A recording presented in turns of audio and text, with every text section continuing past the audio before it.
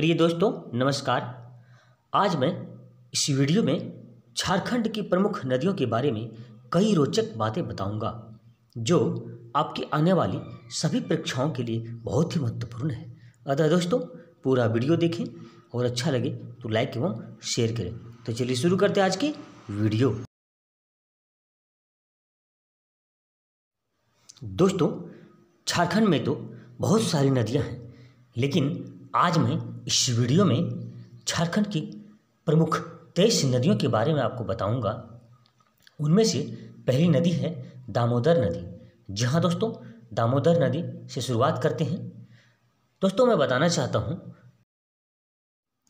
इसकी लंबाई 592 किलोमीटर है। यह छोटा नागपुर के पठार में पलामू से निकलकर हजारीबाग और मानभूम के रास्ते आगे निकलती है। दामोदर नदी को देव नदी भी कहा जाता है। दोस्तों आगे देखते हैं स्वर्ण रेखा नदी। दोस्तों यह नदी छोटा नागपुर पठार के रांची जिले के नगड़ी गांव से निकलती है। इस नदी की लंबाई 474 किलोमीटर है। दोस्तों यह एक मौसमी नदी है जो बरसात के समय पूरा भर जाती है। दोस्तों इसके सुनहरे रंग के बालू के कारण ही इसे स्वर्ण रेखा नदी कहा जाता है। आगे देखते हैं दोस्तों बराकर नदी। दोस्तों बराकर नदी छोटा नागपुर पठार से निकलकर हजारीबाग, गिरिडीह, धनबाद एवं मानभूम से होते हुए दामोदर नदी में मिल जाती है। इस नदी पर दामोदर घाटी परियोजना के अंतर्गत मैथन डैम बनाया गया है, जिससे बिजली का उत्पादन किया जाता है। दोस्तों ये देखिए मैथन डैम का सुंदर सा नज़ारा। दोस्तों आगे देखते हैं दक्षिण कोयल नदी। दोस्तों यह नदी छोटा नागपुर पठार के रांची जिले के नगड़ी गांव से निकलती है। यह आगे चलकर शंख नदी में मिल जाती है। दोस्तों उसके बाद देखते हैं उत्तरी कोयल नदी। दोस्तों कोयल नदी जो है दक्षिण कोयल नदी और उत्तरी कोयल नदी दो नाम से जाना जाता है। दोस्तों उत्तरी कोयल नदी के बारे में यह कहा जाता है कि यह नदी रांची के पठार से निकलकर उत्तर दिशा में बहती है। औरंग और अमानत इसकी सहायक नदियां हैं। दोस्तों आगे हम बात करते हैं फल्गु नदी की। दोस्तों फल्गु नदी छोटा नागपुर पठार के उत्तरी भाग से निकलती है। यह नदी बहुत सारी छोटी छोटी सरिताओं से मिलकर बनी है। दोस्तों बोध गया में मोहना नदी इस नदी से मिलकर एक विशाल रूप ले लेती है। साथियों पितृपक्ष में कई लोग यहाँ फल्गु स्नान और पिंडदान भी करते हैं।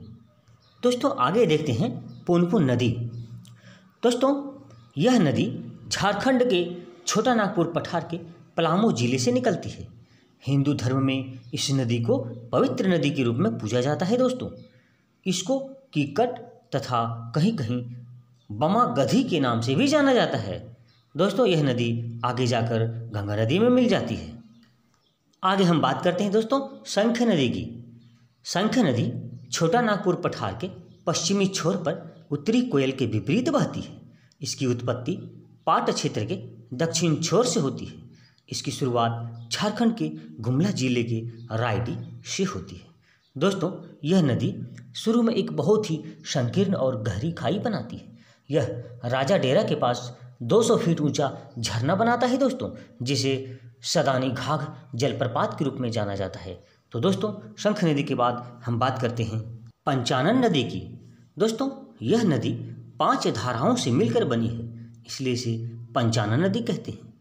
इस नदी को पंचाने नदी भी कहा जाता है। दोस्तों इस नदी का उद्गम स्थल पलामू जिले में है। इस नदी की लंबाई 290 किलोमीटर है। अतः दोस्तों यह नदी झारखंड की एक बहुत ही महत्वपूर्ण नदी मानी जाती है। दोस्तों इसके बाद हम बात करते हैं अजय नदी की। दोस्तों अजय नदी का उद्गम स्थल मुंगेर बिहार में है। यह झारखंड में देवघर तथा जामतारा में बहती है। दोस्तों देवघर के पुनासी में पुनासी जल परियोजना के तहत इस नदी पर पुनासी डैम का निर्माण किया गया है। दोस्तों ये देखिए पुनासी डैम का सुंदर सा नज़ारा। दोस्तों आगे हम बात करते हैं मयूराक्षी नदी की। यह नदी देवघर जिले के त्रिकुट पहाड़ी से निकलती है। यह भुरभुरी नदी से मिलकर मोर के नाम से जानी जाती है। इस नदी पर कनाडा सरकार के सहयोग से मसानजोर डैम का निर्माण किया गया है। दोस्तों इस डैम को कनाडा डैम भी कहा जाता है। अगला है दोस्तों ब्रह्मणी नदी। यह नदी दुमका जिले के दुधवा पहाड़ी से निकलती है। इसकी प्रमुख सहायक नदी घुमरो एवं एरू नदी है। आगे देखते हैं बासलोई नदी।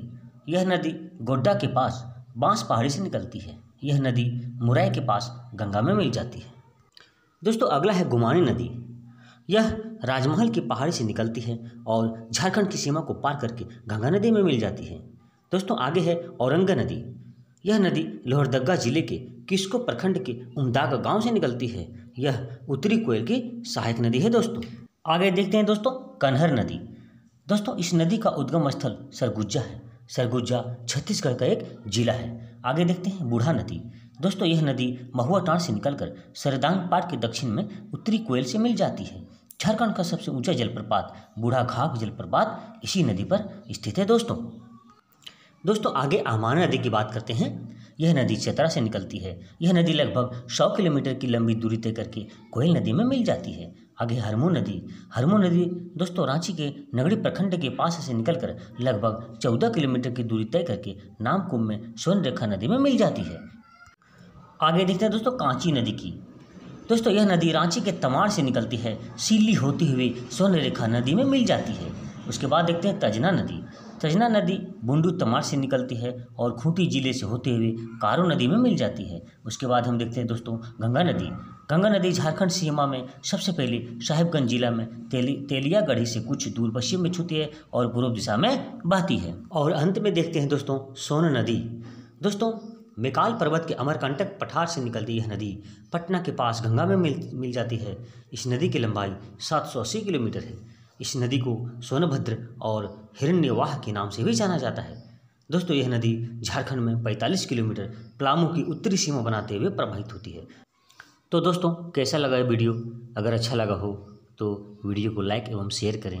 साथ ही अगर अभी तक हमारे चैनल को सब्सक्राइब नहीं किए हैं तो अपडेट्स पाने के लिए जल्दी हमारे चैनल से जुड़ें और हमारे चैनल को सब्सक्राइब करें तथा बेल आइकन को प्रेस करें, जिससे कि इस चैनल पर आने वाली नई वीडियो की नोटिफिकेशन आपको पहले मिलेगी और आप सबसे पहले हमारी वीडियो को देख पाएंगे। तो ठीक है दोस्तों, मिलते हैं नेक्स्ट वीडियो में एक नए सब्जेक्ट के साथ, एक नए एजुकेशनल वीडियो के साथ। तब तक के लिए जय हिंद, जय भारत।